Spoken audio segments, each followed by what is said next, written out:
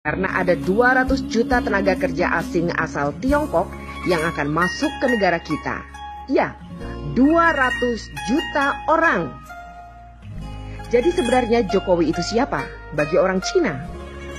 Dengan merancang Jabodetabek menjadi megapolitan dengan bantuan 5 pengembang besar, Agung Sedayu, Agung Podomoro, Sumarekon, Lipo Group, dan Sinarmas.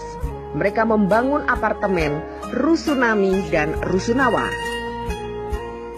Kemudian apartemen Rusunami dan Rusunawa diisi oleh orang-orang Tionghoa.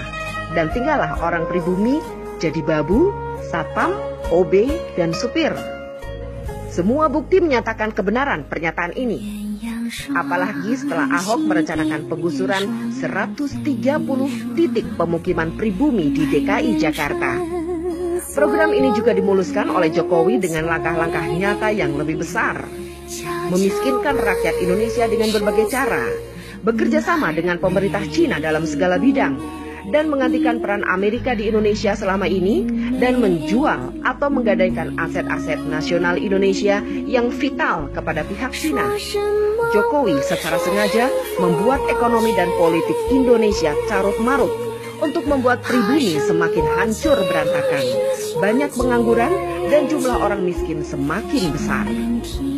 Orang semacam Ahok bukanlah tanpa sengaja untuk membuat kebijakan serta bertingkah laku yang memuakan, karena dia ingin memancing amarah pribumi agar rencananya segera terlaksana.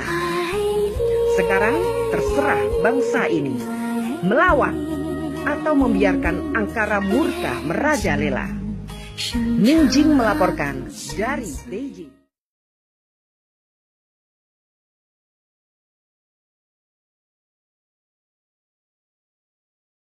Saya ingat akan teori dominonya Pak Ali Murtopo. Sumatera bagian timur, Kalimantan bagian barat, Jawa bagian utara. Ini adalah lorong jalannya domino dari utara.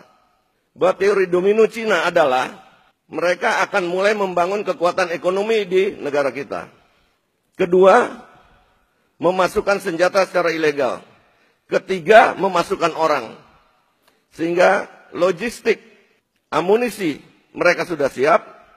Orang datang di sana mau kirim 100 juta gampang aja. Kirim sejuta mati dia isi orang terus. Yang penting senjatanya udah ada, logistiknya semua ada di sini. Dan sekarang kenyataannya, kalau kita dari Medan sampai ke Lampung, di pesisir timur, itu semua adalah bangunan-bangunan, perumahan, tempat tinggal, maaf, non-pri, mayoritas. Jawa bagian utara, mulai dari Merak, kita jalan, BSD, kita jalan lagi kemana-mana. Semua mereka sekarang diberikan izin untuk bikin pulau. Jualan apartemen tidak pernah kosong, selalu habis. Siapa yang isi?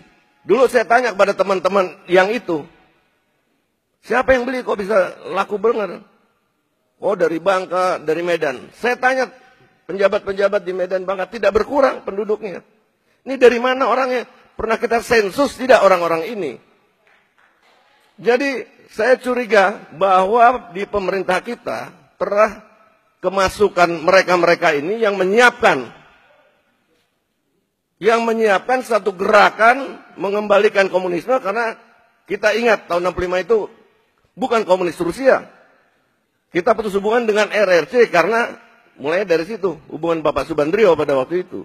Jadi ada aparat-aparat kita yang pengambil kebijaksanaan di pemerintah, bahkan legislatif kita sudah kemasukan dan sudah mereka bisa memutuskan dan mengambil kebijaksanaan. Ini yang harus kita bersihkan. Dan sekarang lagi anehnya ada yang mengatakan penjabat kita, oh biarkan saja mereka pakai kaos itu yang lambang-lambang komunis atau PKI. Itu mode lagi ngetren sekarang. Ini harus dipertanyakan. Ngerti nggak soal keamanan negara gitu?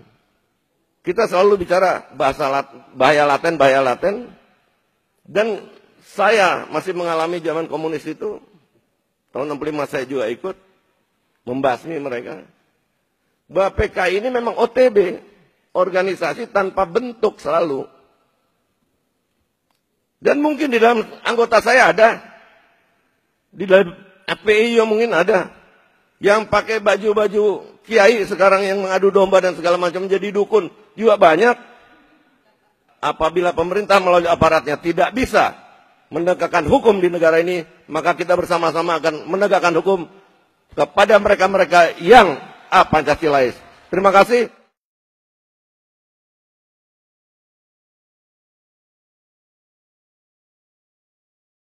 Ide dan sebagainya.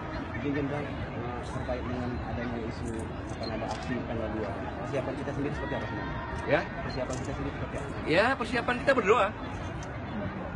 Berdoa. Siapapun yang akan mengacau bangsa ini tidak bisa kalau kita berdoa. Ya, yang akan mengacaukan bangsa ini bukan orang yang beragama. Saya yakin itu.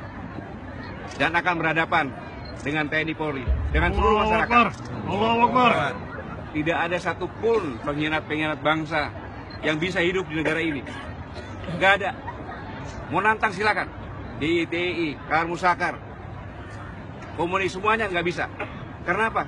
Karena kita selalu berdoa kepada Allah Subhanahu Wa Taala. Allahu Akbar. Ya.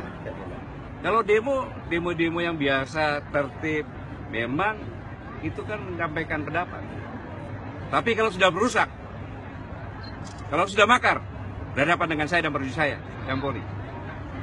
Prajurit saya juga siap berjihad, mempertahankan negara kesatuan Republik Indonesia berdasarkan Pancasila bersama-sama seluruh komponen masyarakat. Allahu Akbar. Kita berjihad bersama-sama mempertahankan negara. Allahu Akbar. Jangan ada yang takutin. Ya, Allah Subhanahu Wa Taala bersama-sama kita. Allahu Akbar.